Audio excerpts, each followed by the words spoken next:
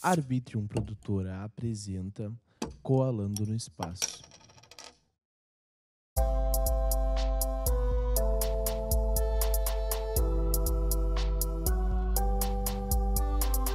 Bom dia, boa tarde, boa noite, meus queridos amigos da internet. Tudo bem com vocês? Comigo tá tudo certo. Eu sou o Will e estamos começando mais um episódio do podcast Coalando no Espaço. E para começar esse episódio com chave de ouro, vamos falar do nosso patrocinador já, que é a Canoas Guitar Shop. É um dos maiores e-commerces de guitarras do Brasil. E, lá tu encontra tudo que tu quiser, desde palheta até a melhor guitarra ou o melhor amplificador do mundo, tá ligado? Tem muita coisa boa lá. Então vai ver o Instagram deles, é @Canoas Guitar Shop. E se tu for lá falar com eles, diz que tu viu aqui no Colando no Espaço para fortalecer essa nossa parceria. E no episódio de hoje eu conversei com a Kênia. Ela é atriz, poetisa, diretora de produção, ganhou 7 prêmios Faz Cinema. Então tu consegue ver o nível que vai ser a conversa de hoje, né? Como de costume, no final eu volto aqui para conversar com vocês. Fiquem ligados e aproveitem esse episódio que tá demais.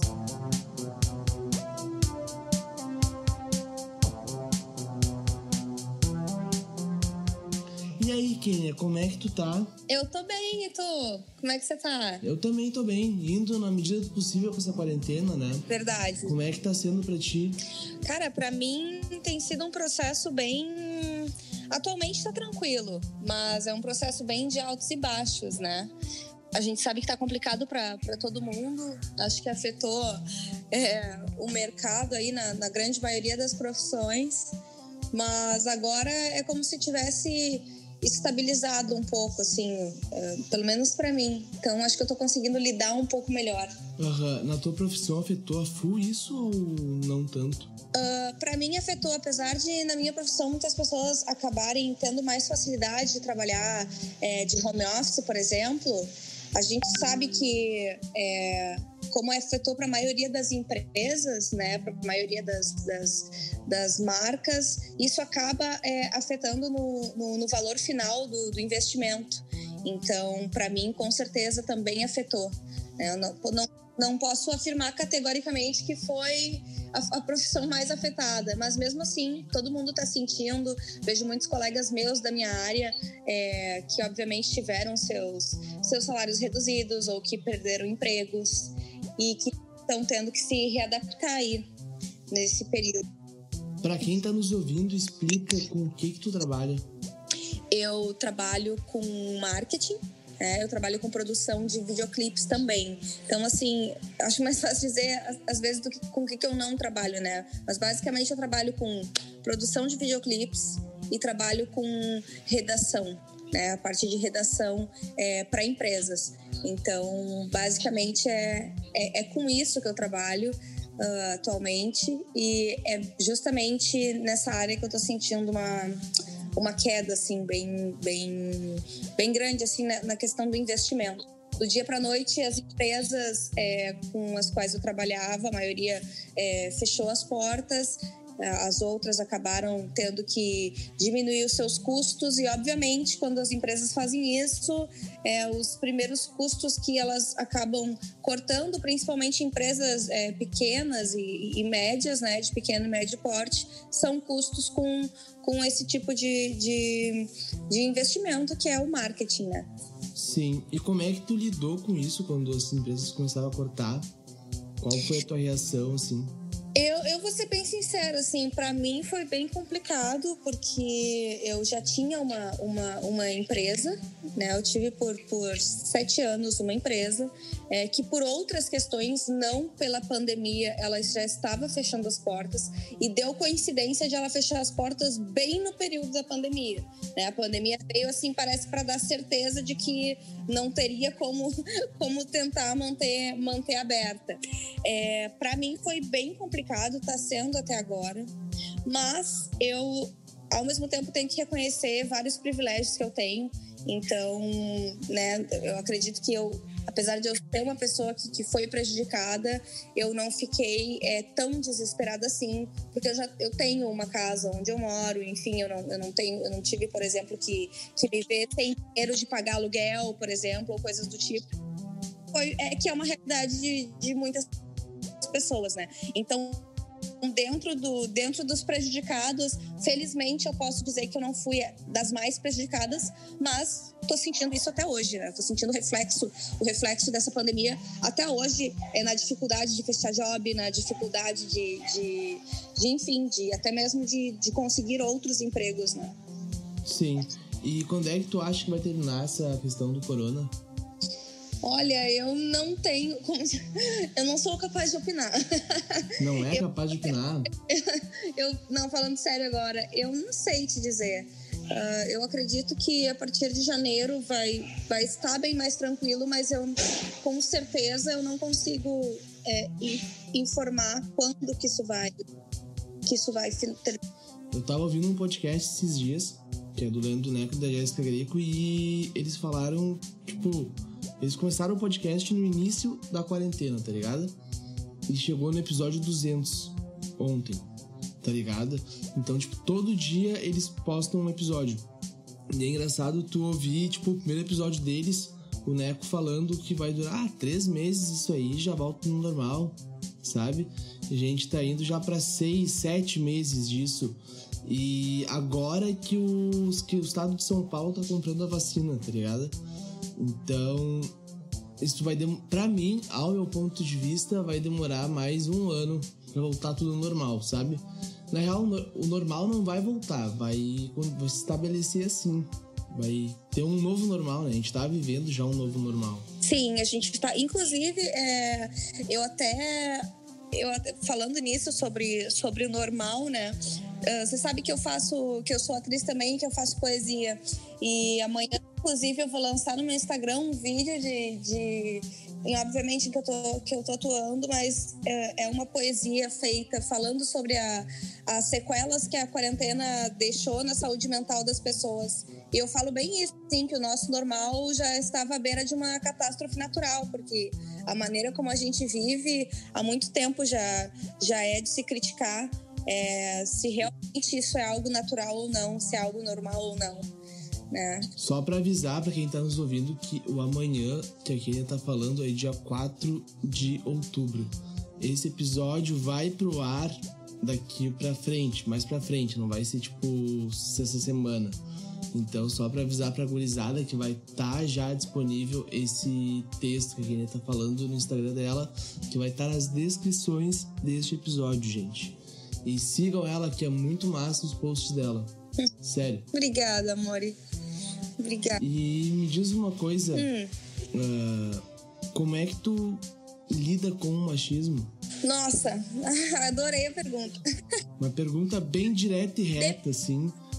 Claro, primeiramente depende da situação machista em que eu me encontro. Existem tipos de machismo, né? Obviamente o machismo ele deve ser combatido. Eu combato machismo. Eu não posso afirmar 100% que 100% das vezes eu vou combater o machismo, porque eu acho que todo mundo acaba errando muitas vezes, a gente acaba até não percebendo, mas... Eu posso ser um pouco leigo nessa parte, tá? Mas como que é combater o machismo? Pois é, dependendo da situação, é uma situação bem complicada, dependendo da situação, não. Como eu falo, assim, existem vários tipos de machismo, existem machismos mais velados, existem machismos cometidos, inclusive eu já vi machismos cometidos comigo, por outras mulheres, entende? Geralmente eu sento, converso ou eu ponho um questionamento na cabeça da pessoa. Mas muitas e muitas vezes eu já tive que me impor de forma bem mais firme e também consegui. Já tive que me impor dentro do meu trabalho, já tive que me impor dentro da minha família, já tive que me impor dentro de situações com amigos. Hoje em dia é algo que eu consigo impor, mostrar o meu lado, né? Impor, na verdade, o respeito quando eu vejo que falta respeito, porque as pessoas falam muito, tem que mostrar o lado, mas não pode impor respeito. Eu discordo. Se a pessoa está te desrespeitando muito claramente, tem sim que impor um respeito. Mas na grande maioria das vezes eu acabo lidando com isso de uma forma muito mais pacífica, e muitas vezes eu vejo que as pessoas acabam aprendendo, inclusive na base do constrangimento. Né? Sem briga, sem barracos, mas na base do constrangimento. Então, eu lido geralmente... Tem um exemplo pra me dar disso? Tenho.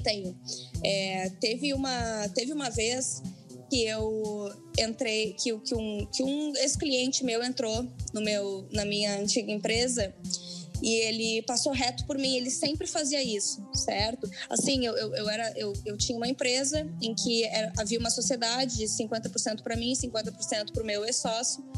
Então, a gente desenvolvia funções, digamos assim, diferentes, mas os dois eram donos da empresa, porque metade era de um, metade era de outro. E todos os clientes conheciam essa realidade. E tinha um cliente em específico que ele nunca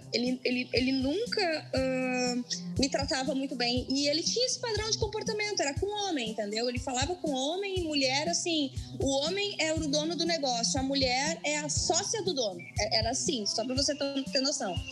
Que no caso era eu. Eu era sócia do dono um dia, e aí ele já tinha feito várias. Aí um dia ele entrou dentro da empresa, eu abri pra ele, eu cumprimentei ele passou reto por mim, ele nem olhou na minha cara. Falta de respeito total. Total. E aí ele disse assim, e aí qual é que é? O patrão tá aí? Eu disse, tem só a patroa, pode ser? Ou no teu caso, só falando com homem? Eu disse, a patroa não serve? E aí aí deu uma se ligou assim, né? E parou, sabe? Também outra situação dentro do meu... Também dentro de trabalho, assim, situações dessas dentro de trabalho já tiveram várias, assim, mas já teve situação em que, por exemplo, a mulher dá uma ideia, né? Que no caso, eu já vi isso acontecer com outras pessoas. Eu trabalhava com muitas mulheres também, eu geria a empresa e eu via isso. As gurias davam uma ideia e era exatamente a ideia que algum outro homem tinha dado e simplesmente eles invalidavam a ideia delas e acreditavam para eles. E aí eu chegava e falava, dizia, não sei se tá todo mundo surdo, se tá todo mundo doido, ou se vocês não escutaram que essa ideia aqui foi dada pela fulana. Ah, tá, não, só para lembrar, porque parece que às vezes as pessoas simplesmente esquecem, né? E o Alzheimer é sempre direcionado a algo feminino. Então eu já dava assim, tipo, eu sempre dava uma... na maioria das vezes, eu nunca precisei gritar, na maioria das vezes, né? Não em todas. Já tiveram situações extremamente desrespeitosas, e aí não foi dentro do trabalho, foi dentro da minha família, enfim, que eu tive que me impor. Mas geralmente eu largo um questionamento assim, e aí a pessoa se liga, a pessoa, nossa, desculpa, sabe? Então é isso. Geralmente eu abordo dessa forma. Sim, a pessoa fica sem jeito, né? Depois que ela comete isso, né? Exatamente. Uma vez um cliente me tratou muito mal. Ele desrespeitou várias regras de set quando eu fui gravar, porque ele simplesmente passou por cima de mim e o meu próprio sócio tinha dito, não, isso aqui é com a Kênia. E aí ele simplesmente passou por cima de tudo que eu tinha dito para ele. E aí o que aconteceu? Aí o meu sócio pegou, enfim, era uma situação em que o meu sócio pegou e chamou ele e disse, olha, não tô entendendo por que é que tu passou por cima das regras dela, então tu vai lá e explica e conversa com ela. E aí ele veio conversar comigo, eu disse, não. Aí eu peguei e fui também na base do constrangimento, né? Eu disse, não, tranquilo, eu disse, vamos fazer o seguinte, ó, como tu sempre me tratou bem, como eu nunca vi tu fazer diferença entre quando um sócio fala e quando eu falo, então, tipo assim, ó, eu coloquei ele como se ele tivesse sido a pessoa mais educada do mundo, mas na base até da ironia. E aí ele pegou e começou a se ligar. Eu disse, como nunca aconteceu isso, eu disse, fica tranquilo, a gente vai acertar isso, né? A gente consegue eu consigo me readaptar dentro do que foi feito e a gente vai conseguir mesmo assim executar um trabalho bom. Eu disse, eu só te peço para da próxima vez não fazer essa diferenciação, você pode vir falar comigo. Eu disse, você não precisa tentar passar por cima, né? Eu disse, claro, você sabe que eu sou flexível. Eu disse, mas é só uma questão de conversa. Eu disse, assim como você conversa, né, com o meu sócio. Aí ele se ligou assim, não, meu Deus, desculpa, não sei o quê. E dali pra frente o comportamento dele mudou totalmente comigo. Então sempre foi muito mais uma questão de eu conversar, de eu fazer a pessoa pensar, do que uma questão de eu necessariamente ter que ir pra um combate direto, entende? Sim, mas tipo, uma coisa que eu vejo, tá? eu não sou mulher pra falar sobre o assunto, então por isso que eu te chamei aqui pra falar também, tá? Muitas meninas se sentem constrangidas quando elas têm que se impor, entendeu?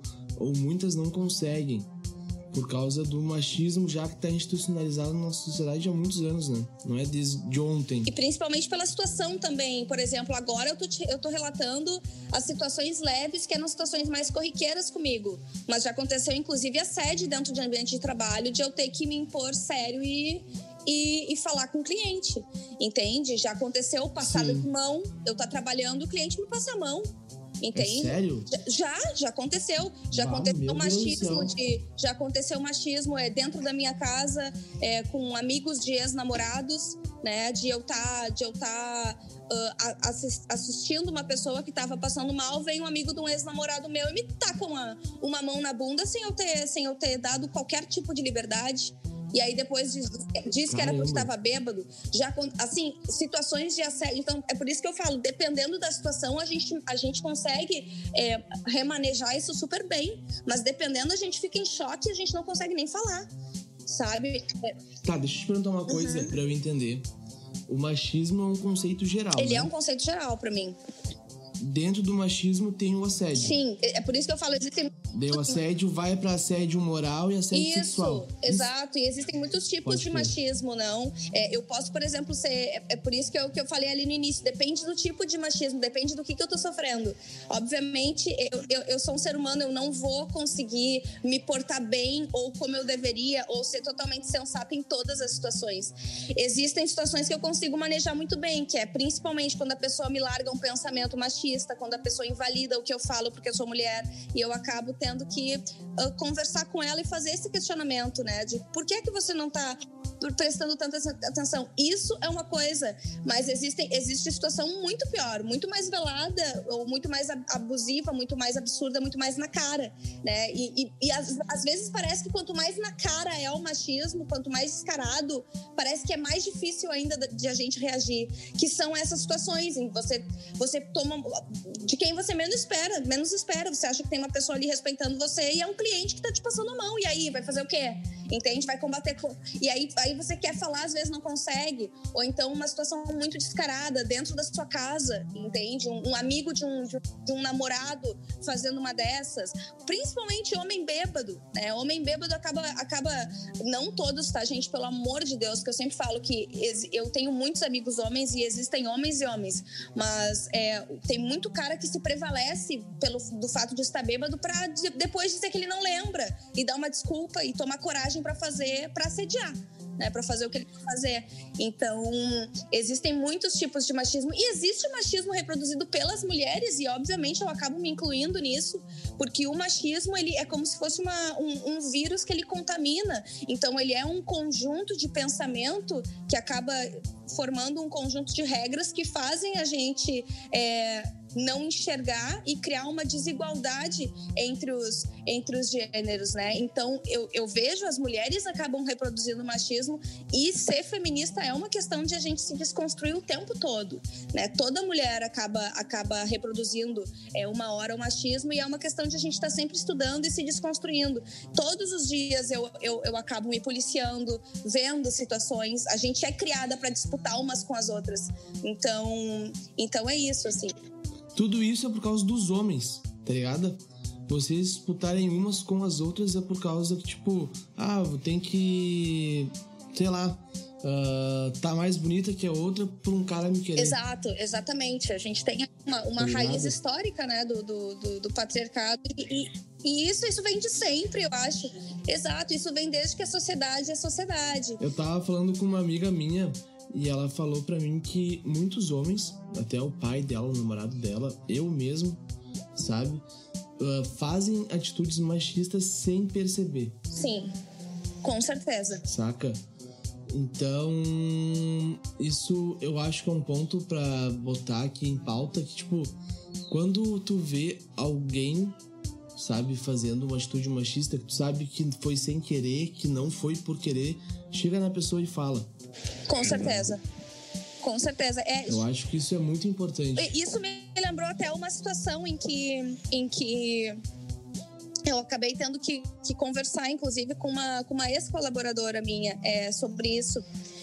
Enfim, era uma situação muito específica e eu via que os homens, ela sempre se dirigia a eles como se eles estivessem com cargo, né? Dando o cargo que eles tinham. Então, por exemplo, se tivesse que chegar para um homem, ela falaria chefe, né? Mas se tivesse que chegar para uma mulher, ela falaria o nome da mulher, sabe? Entre outras situações. E era inclusive, hoje em dia ela é uma grande amiga minha e ela sempre batia muito nessas questões do machismo.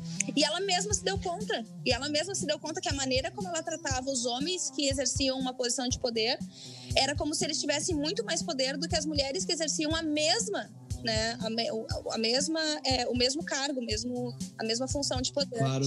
Então a gente acaba não se dando conta, mas é bem assim, até a maneira como eu via clientes falando, né? Quando os clientes tinham que falar sobre redatores, eles falavam, o redator. E quando era uma redatora, eles falavam, a menina dos textos. Entende? Quando falavam sobre o meu sócio, era o dono da empresa. Quando falavam sobre mim, né, era a sócia do dono. Era a sócia do dono, né? Mesmo sabendo. E mesmo esses clientes conhecendo, muitos deles conhecendo a minha história e sabendo que ao longo da empresa eu coloquei uma grande quantidade de dinheiro em cima da empresa, né? Além de todo o meu poder de trabalho. Então, assim, mesmo sabendo que não tinha distinção nesse sentido de que um não era mais dono que o outro, mesmo sabendo conscientemente, no inconsciente isso é tão forte, mas tão forte que você acaba virando o quê? A sócia do dono. E aí estão todas as estatísticas aí para mostrar pra gente o que o machismo faz diariamente, né?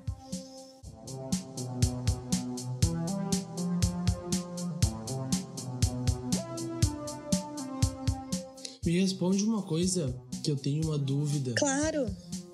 Quando tu sai de casa, é certo que tu vai ser assediada por algum homem? Sozinha é certo. Sozinha é tipo 100% certo. Pra mim é 90% certo. 100% nunca mas é sempre 90% certo. Inclusive, isso é algo que me incomoda tanto, eu sou tão incomodada que se for pra sair de casa, por exemplo, a pé, à noite ou sozinha, às vezes eu gasto R$5 de Uber pra ir praticamente do lado da minha casa, mas eu não vou a pé. Quando eu sei que vai me incomodar. Sim, de assédio. Exato. Porque tu tem medo disso, né? Eu tenho medo. Eu acho que toda mulher deve ter medo Até disso. Até porque né? Quando é na rua, quando é esse tipo de assédio, que é os caras falarem coisa, eu já me estourei muito. Eu já me coloquei muito em situações de risco. Hoje eu consigo até lidar melhor com o meu lado emocional nesse sentido. Mas eu já tive em situações em que eu fui assediada por uma viatura da polícia. Ah, bom. Então, segurança tu não ia ter. Então, eu já passei por esse tipo de situação. Eu acho que qualquer mulher já passou por situação dentro de ônibus, que é extremamente desconfortável. Situação de... E às vezes, assim, principalmente se você ficar um dia inteiro, sabe? Você, por exemplo, vai fazer um rolê a pé o dia todo, né? Vai pegar ônibus aqui, vai fazer isso, vai fazer aquilo. Claro, tô me lembrando em tempos que não era de pandemia, né? Aí você já ouviu uma piadinha de um cara. Aí no ônibus o outro já te passou a mão. Cara, chega uma hora que você estoura. Só que se você é o lado mais fraco, você vai tomar uma ruim. Entende? Então, eu já tive que me defender uma vez com uma amiga minha. A gente estava numa rua deserta, né? E aí tinham 2 caras que mexeram com a gente. Eu disse pra ela, pega o que tu tiver na mão. Eu peguei um pedaço de concreto, ela pegou um pedaço de garrafa.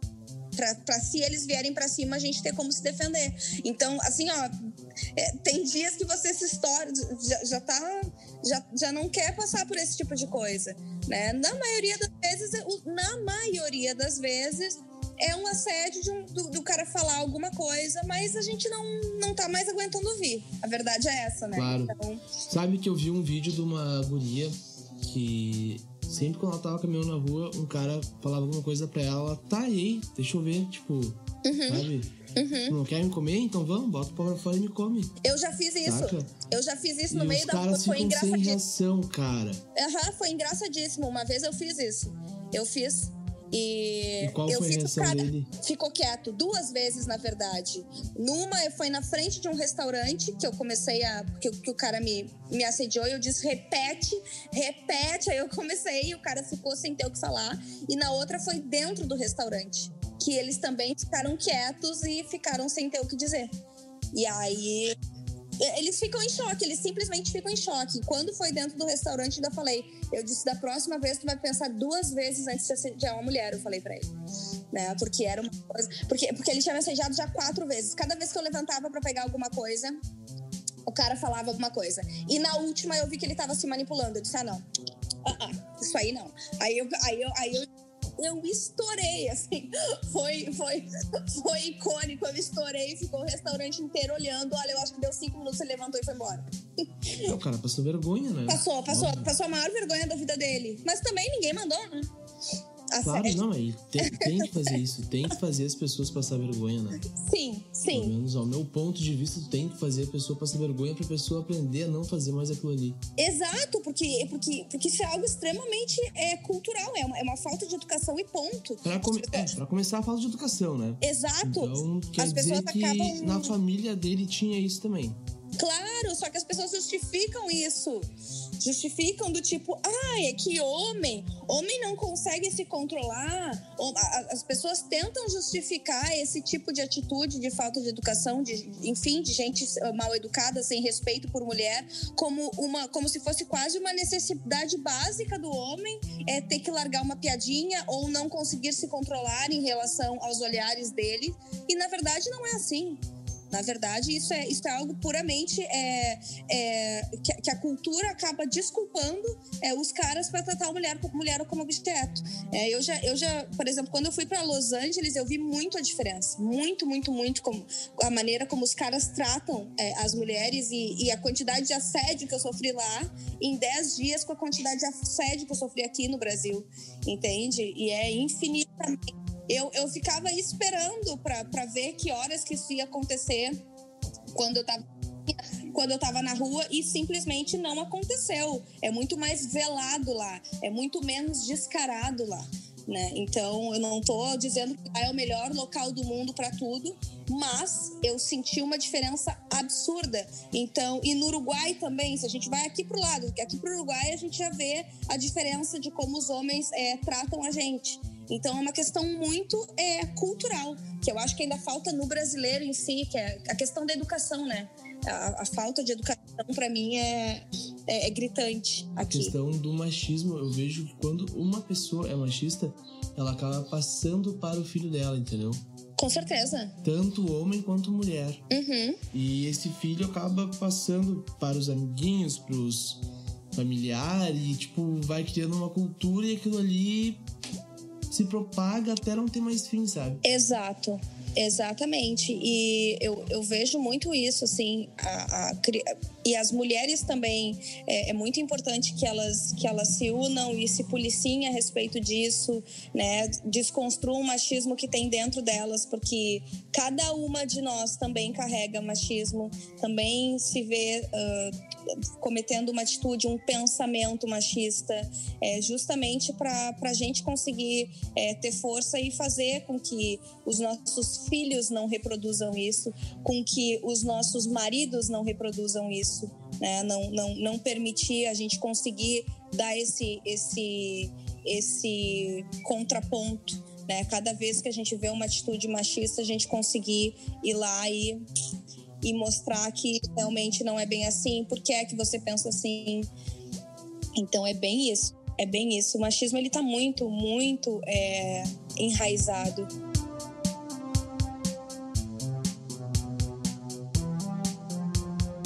Então, Kênia, agora indo na nossa reta final, eu quero que tu fale pra nós 3 filmes que tu indica pro pessoal assistir na quarentena, enquanto tá em casa ainda, né? Que ainda não acabou esse vírus, então tem que ficar em casa, não pode sair. Com certeza.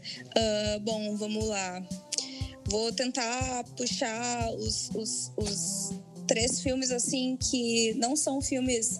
2 não são filmes recentes, mas que vale bastante a pena. Um deles é o filme do Elton John, que agora me fugiu o nome na cabeça. O outro é O Livro de Eli. E o outro que eu fiquei fascinada, assim, e vejo e revejo se precisar e não me canso nunca, é Joker, que é o último filme, né, o do Coringa.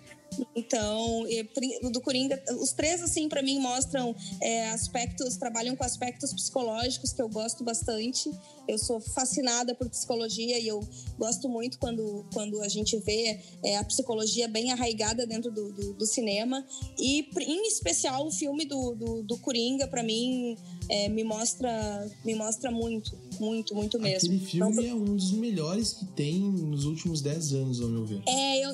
Eu não vou nem falar fundo sobre aspectos de transtorno de personalidade. Eu vi que o filme recebeu algumas críticas em relação a isso, mas nos aspectos do viés psicológico mesmo dele, da maneira como fica destruída uma pessoa, o que a sociedade consegue fazer com uma pessoa, né, que é, enfim, o tempo todo massacrada, colocada como inadequada, colocada como se fosse a escória mesmo.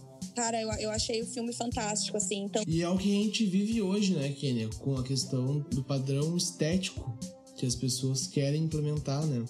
Do Instagram tem que ver a mina não pode ser gorda. A mina não pode ter um nariz grande.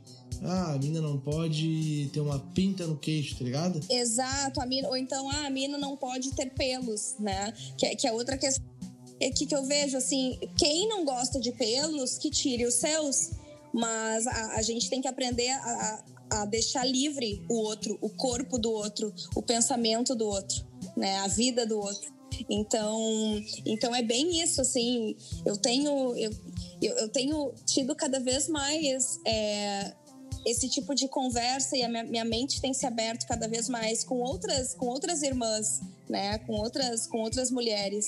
Então, inclusive sobre isso. E é bem isso, assim, eu posso falar, mesmo sendo uma mulher dentro do padrão. Eu reconheço os meus privilégios, mesmo sendo uma mulher totalmente dentro do padrão.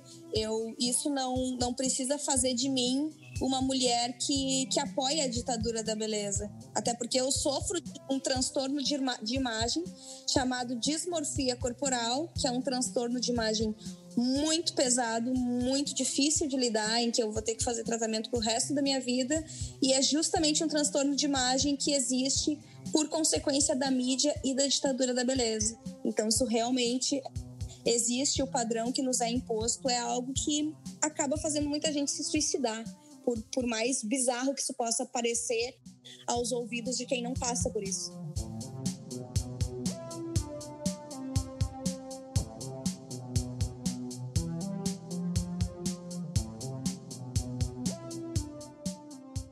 Então tá, Kênia, olha só, tu tem alguma consideração final pra fazer?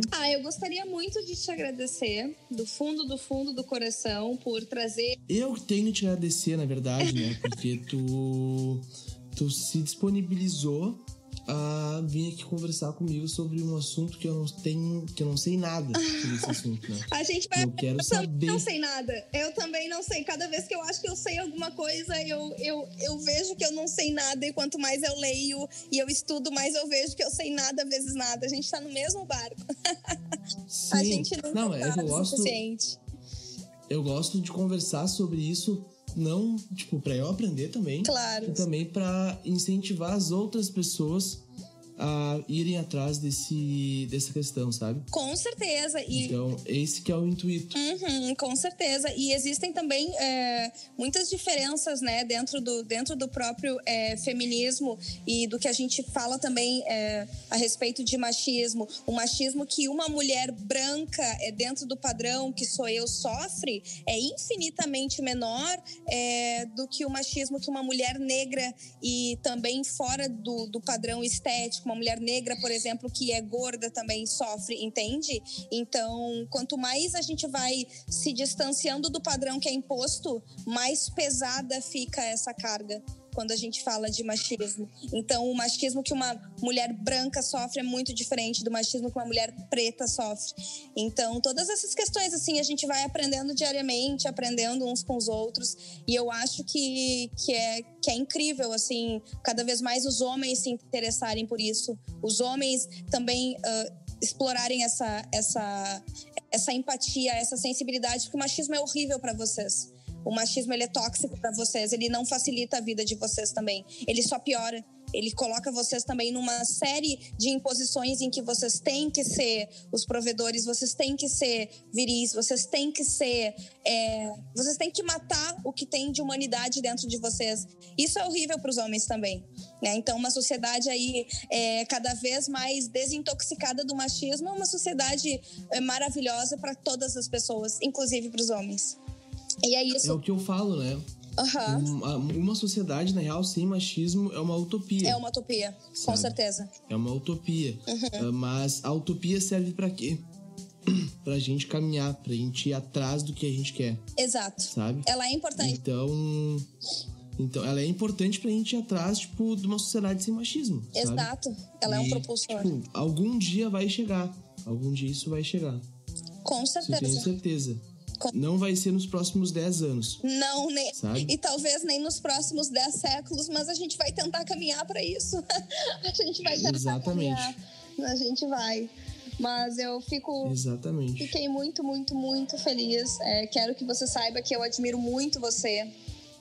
Admiro a sua sensibilidade, admiro a sua veia artística e admiro também essa sua veia empática. Isso para mim é o que falta, né, em muitas pessoas, e é o que todo artista de verdade deve ter: a empatia, o olhar, a sensibilidade, tentar aprender com o outro. Eu vejo muito isso em você e admiro muito, enfim, a sua trajetória até aqui, desde quando eu conheci você.